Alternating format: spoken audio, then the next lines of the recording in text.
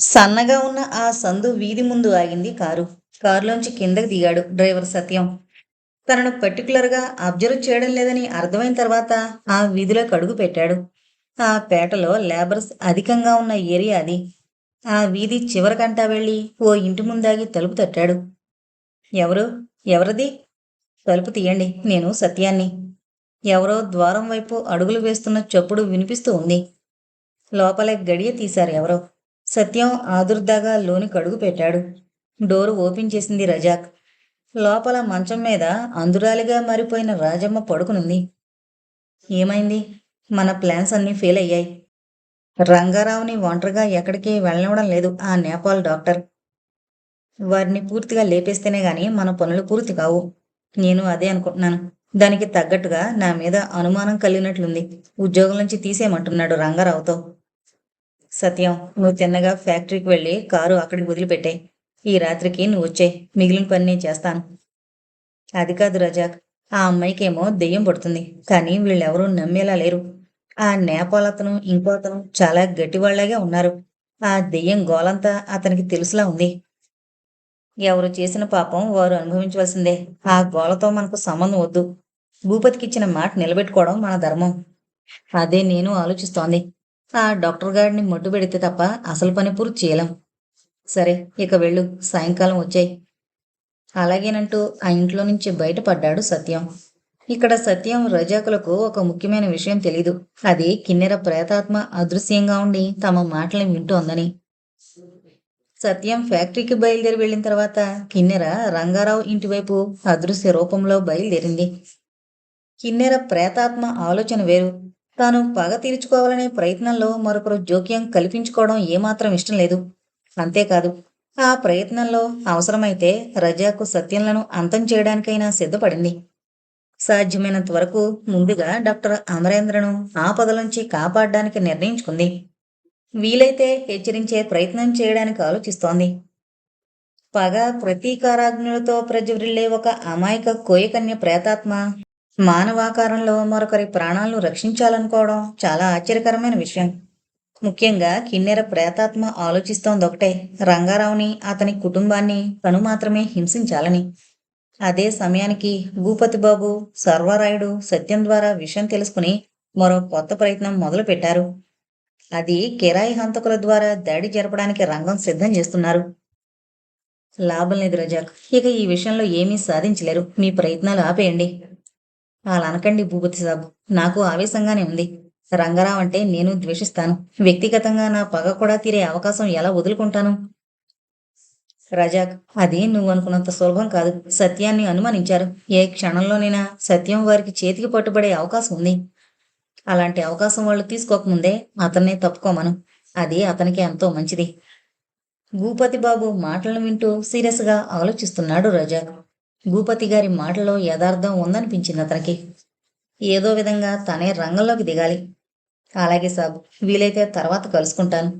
ఆ నేపాల్ డాక్టర్తో చాలా రిస్కీగా ఉంది. ముందుగా అతన్ని తొలగించాలి. పట్టుదలగా ఆ ఇంట్లోంచి వెలుపలికి అడుగులు వేస్తూ చెప్పాడు రజాక్.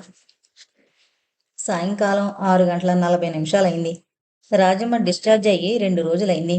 రజాకు ఆమె చెప్పిన మాటలు భయాన్ని కలిగించాయి. చనిపోయిన పిల్లి బ్రతికి రావడం, 2 కళ్ళు పీకేయడం ఎలా సాధ్యమో అతనికి అంతుపట్టడం లేదు. సైతాన్ పనంటే నమ్మలేకపోతున్నాడు రజాక్. చాలా రోజులుగా రజాకుకు ఒక కోరిక ఉంది. అది ఎలాగైనా సుప్రియను అనుభవించాలని. కానీ ఏమాత్రం అవకాశం లభించడం లేదు అతనికి. రంగారావు మీదున్న ద్వేషం ఏమాత్రం బయటపడకుండా జాగ్రత్త వహిస్తున్నాడు రజాక్. అతనికి ద్వేషం కలగడానికి కారణం ఉంది. అది 2 సంవత్సరాల క్రితం జరిగింది. ఓ సందర్భంలో 5,000 రూపాయల దొంగతనం నేరాన్ని రజాక్ మీద పెట్టారు ఆ ఇంట్లోని వారంతా. కానీ రజాక్ ఎలాంటి సంబంధం లేదు. ఆ సాయంకాలం 5,000 ఉన్నాయి. అప్పట్నుంచి ఎలా అయినా రంగారావుని అవమానించాలని ఉన్నాడు రజాక్. రకరకాల ఆలోచనలతో బంగ్లా వద్దకు బయలుదేరాడు. సత్యాన్ని ముందుగా చోట్లోంచి తప్పించాలి. అనవసరంగా నేపాల్ డాక్టర్ ద్వారా సత్యం చిక్కుల్లో పడే ప్రమాదం ఉంది. భూపతి బాబు మాటలు బాగా పనిచేశాయి రజాక్ మనసు మీద. ఏం రజాక్, నీ పనులన్నీ పూర్తయ్యాయా? లోనుకొస్తున్న రజాకును చూస్తూ అడిగాడు రంగారావు. సాబ్, ఈరోజే డ్యూటీలో చేరాలనుకుంటున్నాను. అలాగే, ఆ సత్యాన్ని వెళ్ళమని చెప్పు. ఈ 200 అతనికివ్వు. 200 తీసి రజాక్ చేతిలో ఉంచుతూ అన్నాడు. హాల్లో అమరేంద్ర, మోహన్లున్నారు. ఇంకోవైపు సుప్రియ ఒంటరిగా కూర్చునుంది. డాడీ, నేనొకసారి విజయేంద్ర అంకుల్ ఇంటికి వెళ్ళి రావాలి. ఇప్పుడు వెళతావా బేబీ? అవును డాడీ, రజాక్ వచ్చాడుగా, కారులో వెళ్ళి వచ్చేస్తాను. వెళ్ళు, త్వరగా వచ్చాయి. రజాక్, అమ్మాయిని విజయేంద్ర ఇంటికి తీసుకెళ్ళు. అలాగేనంటూ కదిలాడు వెలుపలకి. 2 కార్లున్నాయి రంగారావుకి. ఒకటి ఫ్యాక్టరీకి వెళుతుంది, రెండవ కారు ఇంటి దగ్గర ఉంటుంది. మోహన్, నువ్వు వస్తావా? అడిగింది సుప్రియ. లేదు ప్రియా, నేను డిస్పెన్సరీకి వెళ్ళి రావాలి. నవ్వుతూ బయలుదేరాడు ఆ చోట్లోంచి డాక్టర్ మోహన్. బదరీ బ్రహ్మ ఆ సాయంకాలమే ఒక పని మీద సిటీలోకి వెళ్ళాడు. ఫ్రంట్ సీట్లోనే కూర్చుంది సుప్రియ. ఖరీదైన బట్టల్లో చాలా అందంగా కనిపిస్తోంది సుప్రియ. రజాకు చూపులన్నీ ఆమె శరీరంలోని వంపు సొంపుల్ని పరీక్షిస్తున్నాయి. కానీ సుప్రియ ఆ విషయం అంతగా పట్టించుకోలేదు. ఆమెకు తెలిసినంతవరకు మోహన్ తప్ప మరో పురుషుణ్ణి గురించి ఆలోచించే ఆస్కారం లేదు. ఇంత క్రితం కంటే ప్రస్తుతం సుప్రియలో కోరిక, వాంఛ రోజు రోజుకు అధికమవుతున్నాయి. ఎంత నిగ్రహించుకోవాలని ప్రయత్నిస్తున్నా సాధ్యం కావడం లేదు. పురుష స్పర్శ కోసం ఆమె అంతరంగం తహతహలాడిపోతుంది రోజు రోజుకు. విజయాంద్రి ఇంటికి బయలుదేరింది సుప్రియ. అమరేంద్ర, కిన్నెర దెయ్యమై నా మీద పగతో సుప్రియను పట్టి పీడిస్తోంది. ఇది నేను భరించలేను. ఎలాగైనా పిశాచాన్ని సమూలంగా నాశనం చేస్తే తప్ప నాకు మనశ్శాంతి ఉండదు. రంగా, బదరీ బ్రహ్మ ఆ ప్రయత్నంలోనే ఉన్నాడు. కానీ ఇదంతా నమ్మలేకపోతున్నాను. రాజమ్మ కళ్ళు ఎలా పోయాయి? చనిపోయిన పిల్లి ఎలా బతికింది? కణత మీద కొట్టాక అది చనిపోకపోయి ఉండొచ్చు. రాజమ్మ దాన్ని కొట్టింది, ఆ కక్షతో అది దాడి చేసింది. బదరీ బ్రహ్మ బయలుదేరిన క్షణంలో జరిగిన సంఘటనలు అవన్నీ యథార్థ సంఘటనలే. ప్లేన్లో బాంబులు పెట్టడం ఈ మధ్య ఫ్యాషన్ అయింది. అలాగే రైలు పట్టాలు తొలగించడం కూడా. నీతో నేను వాదించలేను. వాదించడం కాదు రంగా, ఆలోచించాలి. నవ్వుతూ చెప్పాడతను. అంకుల్, నేను వెళ్ళొస్తా. ఏ పనైనా అవసరమైతే ఫోన్ చేయండి. అలాగే విజేంద్రకు ఫోన్ చేసి వెళ్ళు. ఫోన్ వైపు నడిచాడు డాక్టర్ మోహన్. ఆ సిటీ అవుట్ సర్కిల్లో బస్ దిగాడు ఆ వ్యక్తి. టైం రాత్రి 8 గంటలయింది అప్పుడు. చీకటి, కటిక చీకటి. గాలి వేగంగా వీస్తూ ఉంది. కీచురాళ్ల రొద కర్ణ కఠోరంగా మృత్యుదేవత కంఠంలోంచి సరిగమల కలయిక సంగీత ధ్వనుల్లా వినిపిస్తున్నాయి. మెయిన్ రోడ్లోంచి పక్కకు తిరిగాడు ఆ వ్యక్తి. కాస్త దూరంలో శ్మశానం. నిర్భీతిగా ఆ వైపు నడిచాడు. శ్మశానం మధ్యలో ఓ చోట కూర్చున్నాడు. తన వద్దనున్న సంచిలోంచి కొన్ని వస్తువులు తీసి నేల మీద ఉంచాడు. వాటిల్లో కొన్ని వనమూలికలున్నాయి, ఎముకలున్నాయి, రంగురంగుల ముగ్గుపిండుంది, నిమ్మకాయలున్నాయి, ఒక చిన్న కత్తి, 2 కోళ్లున్నాయి. ముందుగా తన ముందు నేల చదును చేసి శుభ్రపరిచాడు. బాటిల్లోని నీళ్లలో పసుపు కలిపాడు. ఆ నీళ్లు శుభ్రపరిచిన చోట చల్లాడు. ఎముకను చేతిలోకి తీసుకుని తదేక ధ్యానంతో ఒక వికృతాకృతిని మట్టితో చిత్రించడం మొదలుపెట్టాడు. అలాగే నిమ్మకాయలు కోసి వాటికి కుంకుమద్ది ఆ వికృతాకృతి వద్ద, బొడ్డు వద్ద, కంఠం వద్ద, పాదాల వద్ద ఉంచాడు. ఒక చిన్న మట్టి పాత్రను వెలుపలికి తీసి కోళ్లను కంఠాలు కోసి రక్తం ఆ పాత్రలో పంపాడు. పిడికెడు బియ్యం తీసుకుని రక్తంలో కలిపి వేరుగా ఉంచాడు. చిన్న నెగడు వెలిగించాడు వెంటనే. అప్పుడు ప్రారంభించాడు మంత్రోచ్చాటనం. అతను బదరీ బ్రహ్మ. ఆ క్షణంలో అతను గావిస్తోంది అత్యంత విశిష్టమైన భైరవ పూజ. ఆ పూజా విధానం ద్వారా భైరవుణ్ణి సంతృప్తిపరిచి తర్వాత ప్రేతాత్మల మీదకి భైరవ శక్తిని ఆవాహన చెయ్యాలనేది అతని ఆలోచన. క్షణక్షణానికి బదరీ బ్రహ్మ కంఠంలోంచి వెలువడే మంత్రాక్షరి ప్రణవ నాదంలా అత్యంత బిగ్గరగా, దిగాంతాలను సైతం కంపింపజేసేంత బిగ్గరగా వినిపించసాగింది. మట్టి పాత్రలోని రక్తాన్ని చిన్న చిన్న ధారలుగా చితుకుల మంట చుట్టూ జాలువార్చడం మొదలుపెట్టాడు. రక్తంలో నుంచిన బియ్యాన్ని అభిమంత్రిస్తూ మంత్రజాలాన్ని వాటికి నియంత్రిస్తూ దశ దిశలకు వెదజల్లడం మొదలుపెట్టాడు. ఇతర ప్రేతాత్మలేవి తనకు ఎలాంటి అడ్డంకులు కలిగించకుండా ఉండడానికి అలా చేస్తున్నాడతను. ప్రకృతిలోని పంచభూతాల్లో విలీనమై ఉన్న అదృశ్య క్షుద్రశక్తులు ఏవి తన ప్రయత్నాలను అడ్డుకోకూడదనేది ఇక్కడ అతని ప్రయత్నం అంతా. నెమ్మదిగా వీస్తున్న గాల్లో ఉన్నట్టుండి మార్పులు మొదలయ్యాయి. ఏదో ప్రళయానికి నాందిలా ఉధృతంగా వీయడం మొదలైంది గాలులు. 2 కళ్ళు మూసుకున్నాడు బదరీ బ్రహ్మ. అతని పెదవులు దాటి నిర్విరామంగా మంత్రోచ్చాటనం వెలువడుతూనే ఉంది. ఆ క్షణంలో బదరీ బ్రహ్మ పూర్తి నగ్నంగా ఉన్నాడు. అదృశ్యంగా శూన్యంలోంచి ఏవో శబ్దాలు, ఏవో కాంతి పుంజాలు ఆ పరిసరాల్ని కొత్త లోకంలో మార్చేస్తున్నాయి. పద్మాసనం వేసుకుని కూర్చునున్న బదరీ బ్రహ్మ నేల మీద నుండి ఒక్కడుగు పైకి లేచాడు. ఇప్పుడు మంత్రోచ్చాటన మరింత తీవ్రమైంది. ఎక్కడో సిటీలోని రంగారావు గారి బంగ్లా లోపల కొబ్బరి చెట్టు మీద మఠంలో కూర్చునున్న తీతువు వికృతంగా కిక్కిరించింది. ఏదో అదృశ్య శక్తి తనను కంఠం నులుముతున్న విధంగా కొబ్బరి చెట్టులోనే గిరికీలు కొట్టింది. ఒక నిమిషం తర్వాత ఏదో ఆకర్షణ శక్తి తనను లాక్కుపోతున్నట్లు గాల్లోకి ఎగిరింది. సిటీ అవుట్ సర్కిల్లో ఉన్న శ్మశానం వైపు వేగంగా వెళుతోంది ఆ తీతూ పెట్ట. తన ప్రమేయం లేకనే అలా వెళ్లడం తీతూకు చాలా ఆశ్చర్యంగా ఉంది. ఏదో అదృశ్య శక్తి తనను మంత్రబద్ధం చేసినట్టు చాలా సులభంగా గ్రహించింది ఆ తీతువు. అక్కడ శ్మశానంలో బదరీ బ్రహ్మ మరో అడుగు ఎత్తుకు లేపాడు తన శరీరాన్ని. అతని కంఠంలోంచి ఆవాహన మంత్రాక్షరి, ఆకర్షణ మంత్రాక్షరి నిర్విరామంగా వెలువడుతున్నాయి. ఆకారంలో చిన్నదైన తన రెక్కల కదలికతో పెనుగాలిని సృష్టించింది ఆ తీతువు. ఎంతగానో ప్రయత్నించింది బదరీ బ్రహ్మను సమీపించడానికి, కానీ సాధ్యం కాలేదు. గాల్లో అతని చుట్టూ గిరికీలు కొట్టసాగింది. గిరికీలు కొట్టే సమయంలో చాలా వికృతంగా శబ్దాలు చేయడం మొదలుపెట్టింది. ఆ శబ్దాలు చాలా హృదయ విదారకంగా ఉన్నాయి వినడానికి. అప్పటికీ బదరీ బ్రహ్మ తన మంత్రోచ్చారణను ఆపు చేయడం లేదు. ఉన్నట్టుండి ఆ తీతూ పెట్ట బదరీ బ్రహ్మకు కాస్త దూరంలో నేల మీద పడి గిలగిలా కొట్టుకుని చలనరహితమైంది. బాబుగారు, శూన్యంలోంచి అప్పుడు వినిపించింది కిన్నెర కంఠం. మిమ్మల్నే బాబుగారు, మీరు గొప్ప శక్తి సంపన్నులే. అనవసరంగా మీ శక్తియుక్తుల్ని వృధా చేస్తున్నారు. మీ శ్రమంతా ఎందుకు ఉపయోగపడదు. నా సలహా పాటించి మీ ప్రయత్నాన్ని ఆపు చేసి వెళ్ళిపోండి. అప్పటికీ బదరీ బ్రహ్మ చలించలేదు. మంత్రోచ్చారణ ఆగలేదు. మరో 2 అంగుళాలు పైకి లేచింది అతని శరీరం. అదృశ్య రూపంలో ఉన్న కిన్నెర క్రోధంగా చూసింది బదరీ బ్రహ్మ వైపు. శూన్యంలో క్రమక్రమంగా ఓ విధమైన ఆకృతి అస్పష్టంగా గోచరించసాగింది. నేలకు 4 అడుగుల ఎత్తులో నిల్చుంది ఆకారం.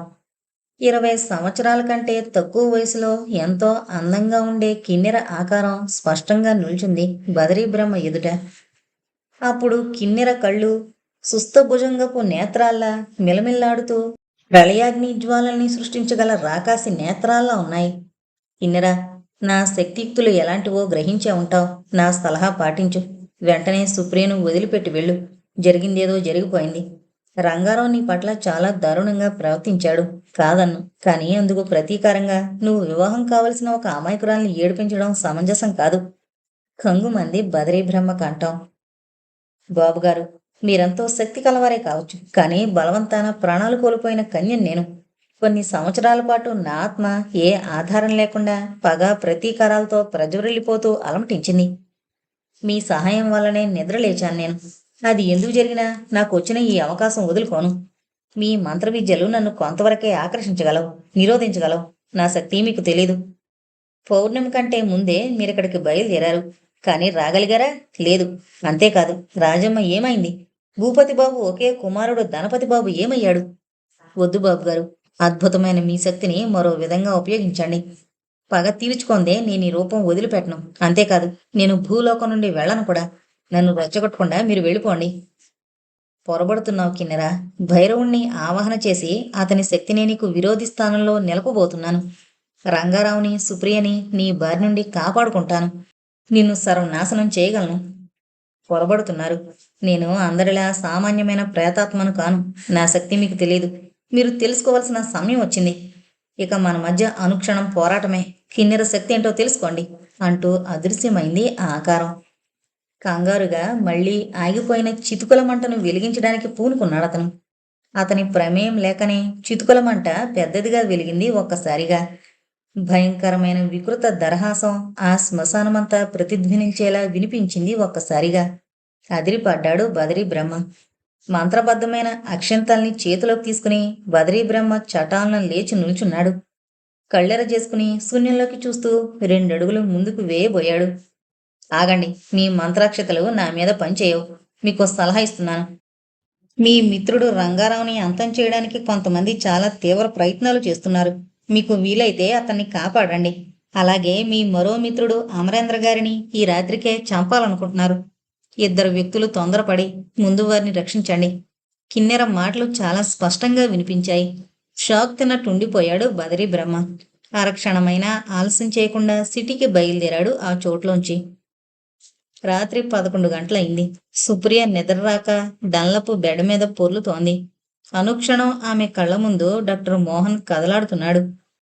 బంగ్లా అంతా నిశ్శబ్దంలో మునిగిపోయింది. అమరేంద్ర గెస్ట్ రూమ్ లో గాఢంగా నిద్రపోతున్నాడు. రంగారావు తన గదిలో నిద్రపోతున్నాడు. అప్పుడు లోనికి అడుగు పెట్టిందో ఆకారం చీకట్లో. తను ఏమాత్రం శబ్దం చేయకుండా గెస్ట్ హౌస్ వైపు కదిలింది ఆ ఆకారం. గెస్ట్ హౌస్ ముందు చీకట్లో రెండవ ఆకారం నిల్చునుంది. రెడీనా? రెండవ ఆకారం అడిగింది మొదటి ఆకారాన్ని. ఆ, ఏ గదిలో ఉన్నాడు? కింద గెస్ట్ రూమ్ లో నిద్రపోతున్నాడు. ఎవరికీ తెలియకుండా పాలల్లో మొత్తుమంది కలిపాను. సుప్రియ తాగలేదా పాలను? మిగిలిన వాళ్ళు తాగారు. ఆ ఇద్దరు రజాకు సత్యంలు. సత్యం తన బట్టల్లోంచి వెలుపలికి తీశాడు మూరడు పొడవుండే కత్తిని. దాన్ని చేతుల్లో ఉంచుకుని అమరేంద్రున్న గదివైపు కదిలాడు. అప్పటికింకా బదరీ బ్రహ్మ ఇంటికి చేరుకోలేదు. చాలా వేగంగా అతను బంగ్లా వైపు వస్తున్నాడు. సుప్రియకు జరగబోయేది ఏదీ తెలీదు. సత్యం, నీ పని ముగించుకుని నువ్వు వెళ్ళు, నేను గెస్ట్ హౌస్ లో ఉంటాను అంటూ రజాక్ గెస్ట్ హౌస్ వైపు కదిలాడు. 2 రోజులైంది కొత్తగా వనజమ్మ అనే వంట మనిషి పనిలో చేరి. వయసు 40 దాకా ఉంటుంది. కానీ చామంచాయిగా ఉండడం వల్ల అంత వయసున్నావిళ్లా కనిపించదు. పైగా వనజమ్మ చూపులు రజాక్ని బాగా ఆకట్టుకున్నాయి. సత్యం మరో 2 నిమిషాల్లో అమరేంద్ర గదిలోకి వెళ్లబోయేలోగా బంగ్లాలో అడుగు పెట్టాడు బదరీ బ్రహ్మ. ఆఖరి క్షణాల్లో తన ప్రయత్నం ఫెయిల్ కావడంతో ఏమాత్రం ఆలస్యం చేయకుండా చీకట్లోకి తప్పుకున్నాడు. ఏయ్, ఎవరది? ఎవర్రాది? ఆగు, ఆగక్కడే! బదరీబ్రహ్మ మరిచాడు. కాని పారిపోతున్న సత్యం ఆగలేదు. ప్రహారీ గోడ దూకి చీకట్లో కలిసిపోయాడు. అమరేంద్ర, రంగారావు పిలిచాడు బదరీ బ్రహ్మ. ఆలోచనలతో సతమతమవుతున్న సుప్రియ వింది ఆ కేకల్ని. కిందకొచ్చింది. మీరా అంకుల్, ఏమైంది? సుప్రియ, తక్షణం మీ డాడీని లేపు, అలాగే అమరేంద్రను కూడా. అక్కడున్న సోఫాలో అసహనంతో కూర్చుంటూ చెప్పాడు బదరీ బ్రహ్మ. 15 గంట శ్రమ పడింది సుప్రియ. అప్పటికి గాని నిద్రలోంచి బయటపడలేకపోయారు ఇద్దరు. అదే సమయానికి గెస్ట్ హౌస్ లో వనజమ్మ కౌగిలిలో కరిగిపోతున్నాడు రజాక్. ఏం జరిగింది బ్రహ్మో? ఎందుకు ఇలా ఉన్నావు? అమరేంద్ర, మీ ఇద్దరిని చంపడానికి ప్రయత్నించాడు ఒక వ్యక్తి. అతను నేనొచ్చేలాగా పారిపోయాడు. ఎవరు? ఎవరా వ్యక్తి? చీకట్లో గుర్తుపట్టలేకపోయాను, జాగ్రత్తగా ఉండండి అంటూ తన గదివైపు కదిలాడతను. అప్పుడే అక్కడికొచ్చిన రజాక్ చాట్ నుండి విన్నాడా మాటల్ని. సత్యం ప్రయత్నం విఫలమైందని అర్థమైంది అతనికి. ఇక లాభం లేదు, ఎలాగైనా సుప్రియను అనుభవించాలనే నిర్ణయానికొచ్చాడు. ఆ నిర్ణయమే అతని పట్ల ప్రాణాంతకమైంది.